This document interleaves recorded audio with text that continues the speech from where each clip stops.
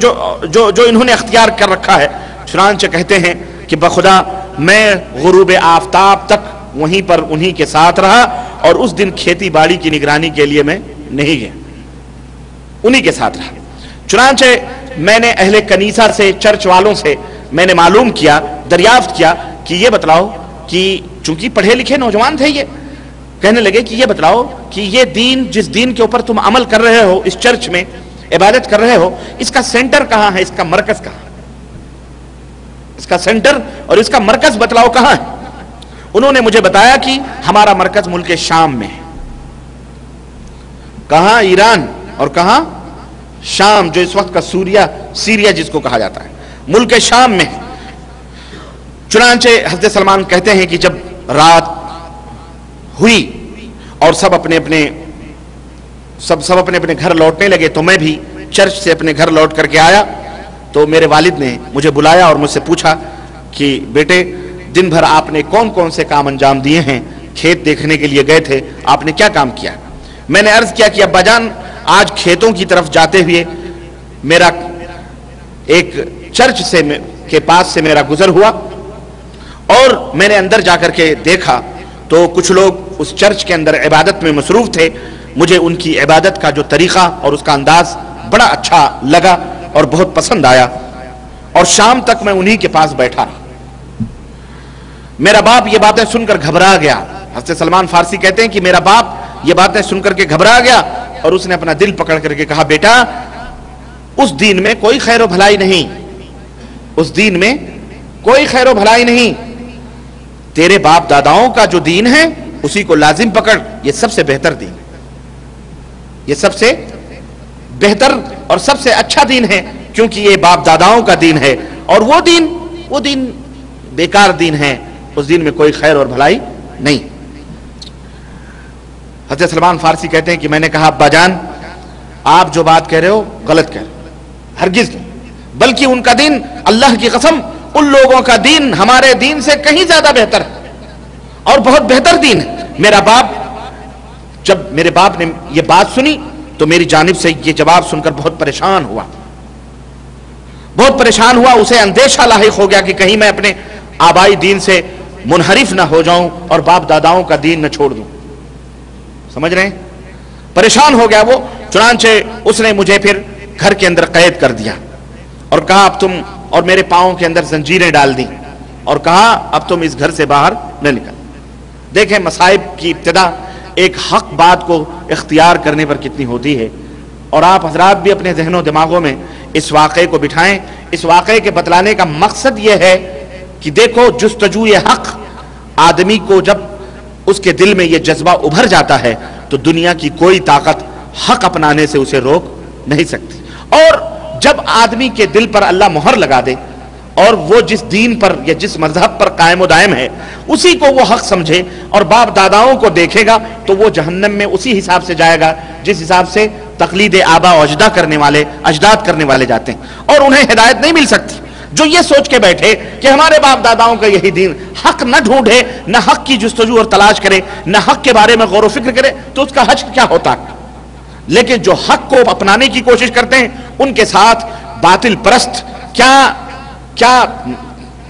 سلوک کرتے ہیں وہ نظارہ بھی دیکھتے چلیں کہ اس طرح سے حق والوں کی راہوں میں ایسے باطل پرست ہر دور میں ہر زمانے میں ٹکراتے رہے ہیں. کہتے ہیں میرے پاؤں میں زنجیریں ڈال دی گئی, مجھے گھر کے اندر قید کر دیا گیا کہ نہ میں گھر سے باہر نکلوں اور خلاص نہ میں کسی سے ملاقات کروں. کہتے ہیں کہ ایک دن مجھے موقع ملا تو میں نے چرچ کے پادریوں میں کو یہ پیغام بھیجوایا اور ان سے کہلوایا کہ جب کوئی ملک شام کو جانے والا قافلہ ملے تو اور آپ کو معلوم ہو تو براہ کرم مجھے اطلاع پہنچا دینا, مجھے بتا دینا کہ قافلہ آ چکا ہے اور ملک شام کی طرف روانہ ہوگا. کہتے ہیں کہ تھوڑے ہی دنوں کے بعد میں ایک قافلہ ہمارے اس بستی میں پہنچا جو شام کو جا رہا تھا اور چرچ والوں نے مجھے اطلاع کر دی. چرچ والوں نے جب مجھے بتلایا تو بولے رات کا وقت مجھے غصہ لگا اور مجھے جوش ہوا کہ میں ملک شام جاؤں اور اس دین کو حاصل کروں جس دین کو حاصل یہ چرچ میں بیٹھے یہ لوگ کر رہے ہیں. کہتے ہیں میں نے بہت زور لگایا اور زور سے میں نے جھٹکا دیا اور وہ زنجیر اپنی جگہ سے نکل گئی. اللہ بھی مدد کرتا ہے، اللہ بھی مدد کرتا ہے۔ کہتے ہیں کہ جب میں نے زور سے جھٹکا دیا تو زنجیر ٹوٹ کر دور جا گری، اور میں نہایت ہی خاموشی کے ساتھ چپکے سے سب کچھ، محل کو، دولت کو، باپ دادا کے اس ناز اور نعم کو، اور ماں کو، باپ کو، سب کو، بھائی کو، بہن کو، سب کو میں حق کی جستجو کے لیے ترک کر دیا، اور چھوڑ کر کے میں خاموشی سے اپنے باپ کے اس محبت کے محل سے میں دور ہوتا گیا، اور چند دنوں کے بعد میں ملک شام پہنچ گیا۔ اللہ، چند دنوں کے بعد میں ملک شام پہنچ گیا۔ وہاں میں نے دریافت کیا، لوگوں سے پوچھا کہ لوگوں مجھے یہ بتلاؤ کہ اس ملک میں سب سے اعلیٰ مذہبی شخصیت کون ہے، سب سے اعلیٰ ٹاپ کا مذہبی آدمی کون ہے۔ یہاں بھی ہمیں بہت سارے درس ملتے ہیں کہ جب بھی حق کی جستجو کرنی ہو، تلاش کرنی ہو، تو پھر نیچے نیچے نہیں بلکہ ٹاپ کی جو چیزیں ہیں ان کو دیکھی جائیں۔ تمہیں اگر صحیح دین حاصل کرنا ہے تو اس کو ڈھونڈو، اس کو تلاش کرو جس کو سب بڑا مانتے ہیں، جس کو سب بڑا مانتے ہیں۔ ہمیں بھی اگر اپنے دین میں حق تلاش کرنی ہے تو وہ کتابیں پڑھیں جو سب کے ہاں مسلم ہے کہ یہ حق، قرآن کریم ہے، صحیح بخاری ہے، صحیح مسلم ہے، یہ ٹاپ کی کتابیں ہیں، اس میں دین کو ڈھونڈو، تلاش کرو۔ سنن کی کتابیں ہیں جو صحیح احادیث ہیں، جس کو سب مانتے ہیں، تب ہمیں انشاءاللہ ہمیں بھی ہر ضلالت اور ہر گمراہی سے ہدایت کی راہ مل جائے گی۔ سمجھ رہے ہیں؟ تو حضرت سلمان فارسی بھی وہاں پہنچ کر کے ٹاپ کے آدمی کو ڈھونڈ رہے ہیں کہ بھئی آپ اپنے ٹاپ کے آدمی کو بتلائیں، وہ سینٹر بتلائیں جو سب کا مرکز ہے، سینٹر ہے جو جہاں بڑے سے بڑے لوگ رہتے ہیں۔ چنانچہ لوگوں نے مجھے بتلایا کہ چرچ کا نگراں ہے فلاں، پوپ ہے، پادری ہے، اس کے پاس جاؤ۔ میں اس کی خدمت میں حاضر ہوا اور میں نے عرض کی کہ مجھے عیسائیت میں دلچسپی ہے اور میری دلی تمنا ہے کہ میں آپ کے پاس رہوں، عیسائی مذہب کی تعلیم حاصل کروں اور آپ کی رہنمائی میں عبادت کروں۔ میری یہ چند معروضات سن کر کے اس نے مجھے اپنے پاس رہنے کی اجازت دے دی، اور میں نے جی بھر کر کے اس کی خدمت شروع کی۔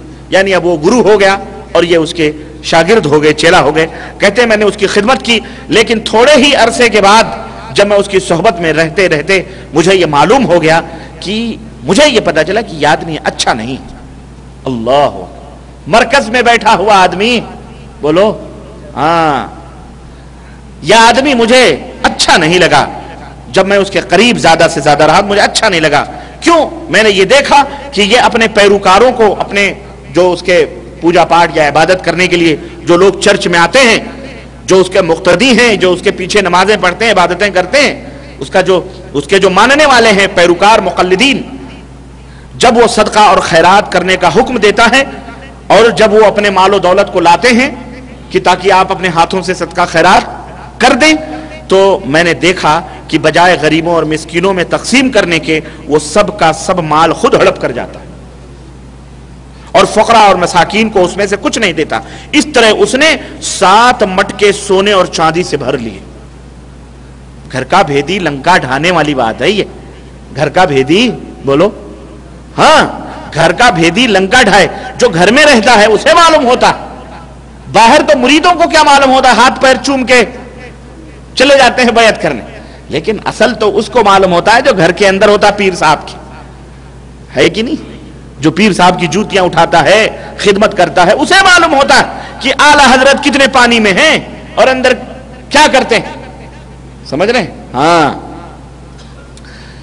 کہتے ہیں کہ جب میں نے اس کی یہ حرکتیں دیکھی تو مجھے وہ آدمی بہت برا لگا، لیکن چونکہ میں مجبور تھا اور وہ سب کا چہیتا تھا، کچھ کہہ بھی نہیں سکتے تھے، کہہ دے تو الٹا مار کھاتے کہ ہمارے امام پر کیا کر رہا ہے، یہ تہمت لگا رہا ہے نا۔ کہتے ہیں چند ہی دنوں کے بعد موت نے اسے آ لیا، یعنی وہ مر گیا، موت آ گئی اس کو اور وہ مر گیا۔ اب آپ سوچیں کہ ان کی عمر کیا تھی اور اس کی خدمت انہوں نے کی کتنی سالوں کی ہوگی، اب وہ مر گیا۔ عیسائی پیروکار جب اسے دفن کرنے لگے تو میں نے ان سے کہا کہ دیکھو، میں ان کا خاص خادم تھا، محرم راز تھا، یہ تمہارا جو مذہبی سردار ہے جو مرا ہے، جس کو تم دفن کرنے جا رہے ہو، یہ کوئی اچھا آدمی نہیں تھا، یہ کوئی اچھا آدمی نہیں تھا، یہ تمہیں تو صدقہ اور خیرات کا حکم دیتا، اور جب اس کے ترغیب دلانے پر تم اپنا مال اور دولت لا کر کے اس کے پاس جمع کراتے تو یہ کیا کرتا، تم جمع کراتے تاکہ یہ اپنے ہاتھ سے غربا اور غریبوں میں تقسیم کر دے، تو یہ سارے کا سارا مال ہڑپ کر جاتا اور اس میں سے ایک پائی بھی کسی غریب اور کسی مسکین کو وہ نہیں دیتا تھا۔ انہوں نے کہا کہ تم جو یہ بات کہہ رہے ہو اس کی دلیل کیا ہے، اس کا ثبوت کیا ہے؟ یہ تم الزام بھی تو لگا سکتے ہو، یہ جب کہنا تھا تو زندگی میں کہتے، اب مرنے کے بعد کہہ رہے ہو، یہ مردہ تو بولے گا نہیں، اس کا ثبوت کیا ہے؟ چنانچہ حضرت سلمان فارسی نے کہا، ایک آدمی کا ہاتھ پکڑا، کہا میرے پیچھے پیچھے آؤ، سب کا ہاتھ پکڑ کر اس کے خفیہ خزانے میں لے کے گئے جو انڈر گراؤنڈ اس نے رکھا تھا، اور جا کر کے وہ ہنڈیاں جو مٹکے تھے، مٹکے کھولنا جب شروع کیا تو لوگ حیرت زدہ رہے۔ کہا یہ ہے، دیکھو یہ ثبوت ہے، یہ ثبوت ہے کہ تمہارے جتنے بھی دولتیں تھیں سب یہاں اس نے سونے اور چاندی سے مٹکے بھرے ہوئے ہیں۔ لوگ انگشت بدندہ رہ گئے کہ یہ مٹکے، اب انہوں نے کیا کیا، یہ مٹکے وہاں سے نکال لیے سبوں نے، اور سب نے یہ فیصلہ کیا کہ اب اس خبیث کو دفن نہ کیا جائے۔ دیکھو مریدوں کو جب تک حالات کا پتہ نہیں ہوتا تب تک تو بیچارے ان کے پیچھے پیچھے چلتے ہیں، ہاتھ پاؤں چومے، ہے نا، لیکن جب اندر کا بھیدی پتہ بتا دے کہ یار یہ ایسا، اور ثبوت بھی پیش کر دے، تو ایک باغیرت لوگوں کا شیوا کیا ہونا چاہیے؟ یہ ہونا چاہیے جو یہ عیسائی اپنے پیر کے ساتھ کر رہے ہیں۔ انہوں نے کیا کہا؟ کہا اس مردود کو دفن نہ کیا جائے بلکہ اس کو سولی پر، صلیب پر لٹکا کر اس کے اوپر پتھر برسائے جائیں۔ اس کے اوپر کیا برسائے جائیں؟ پتھر برسائے جائیں۔ چنانچہ بالآخر اس کے ساتھ حضرت سلمان فارسی کہتے ہیں اس کے ساتھ یہی سلوک کیا گیا۔ مسلمانوں یہ تمہارے لیے بھی درس ہے، حضرت سلمان فارسی رضی اللہ تعالیٰ عنہ کا یہ درس بھی تمہارے لیے ہے کہ آج بھی پیروں فقیروں کے، اور اللہ تعالیٰ نے قرآن کریم میں کیا فرمایا؟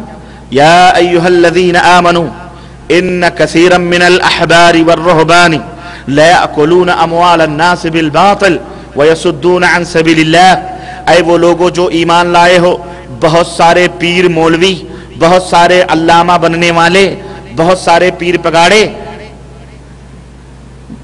لا یأکلون اموال الناس، لوگوں کا مال کھاتے ہیں، بالباطل، حرام طریقے سے۔ کس طریقے سے؟ حرام طریقے سے کھاتے ہیں۔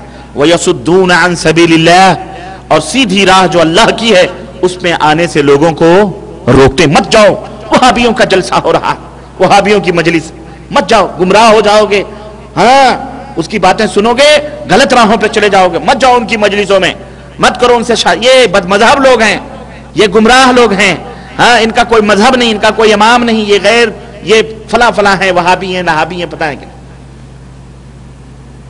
سمجھ آئی کہ نہیں آئی؟ ہاں وَيَصُدُّونَ عَن سَبِيلِ اللَّهِ، اور اللہ کی راہوں میں آنے سے لوگوں کو روکتے ہیں۔ لوگ چاہتے ہیں کہ حاضر ہوں لیکن اس امت کے برے برے علماء انہیں روکتے ہیں، مت جاؤ، گمراہ ہو جاؤ۔ یہی شیوا تھا۔ لیکن میں کہتا ہوں کہ اگر ان لوگوں کو پتا چل جائے، عوام کو یہ بتلا دیا جائے، جیسے سلمان فارسی نے کھول کے بتلا دیا، اب زندگی میں نہیں بتلایا بیچارے، مرنے کے بعد ہی صحیح، دلیل موجود ہو تو زندگی کیا اور موت کیا، سمجھ آئے کہ نہیں ہے؟ بلکہ موت کے بعد ہی بہتر ہے۔ کیوں؟ اس لیے کہ زندگی میں ہو سکتا ہے کہ وہ ادھر ہیر پھیر کر لے، کاٹ چھانٹ کر کے کہے نہیں، جھوٹ بولتا ہے۔ ابھی 7 مٹکے اگر وہ چھپا دیتا تو سلمان فارسی جھوٹے ہو جاتے بیچارے، لیکن مرنے کے بعد وہ خود کچھ تو نہیں کر سکتا۔ لیکن اس کے جو عقیدت مند ہیں جب حقیقت کھولیں گے اور پتہ چلے گا، خلاص وہی جوتے ماریں گے۔ میں بھی یہی کہتا ہوں کہ اس امت کے انتشار اور اس امت کے تفرقے بازیاں اور اس امت کے اندر جو گمراہیاں اور جس وجہ سے یہ امت غلط راہوں پہ چلی اور ٹکڑے ٹکڑے بٹی، اس کے واحد ذمہ دار اس امت کے برے علماء، برے پیر، برے لوگ ہیں جو اس قوم کے رہنما اور مسلمانوں کے رہبر اور مسلمانوں کے اپنے آپ کو امام کہلاتے ہیں۔ وہ سب سے برے علماء وہی لوگ ہیں۔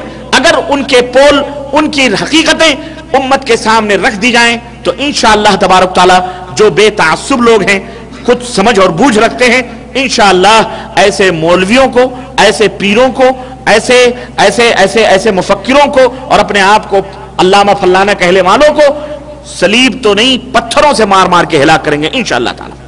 कभी उनकी बातों में नहीं आएंगे। ये दर्स हमको मिलता है। इससे क्या मिलता है बोलो? उम्मत गुमराह हो रही हो तो उस वक्त राज फाश कर देना चाहिए। किसी के फितने में उम्मत पड़ रही हो तो राज को राज न रखना चाहिए। मर गया है उसको फाश कर देना चाहिए। आदमी सही नहीं था, देखो इसकी ये दलील, इसको ये दलील, इसकी ये दलील, इसकी ये दलील।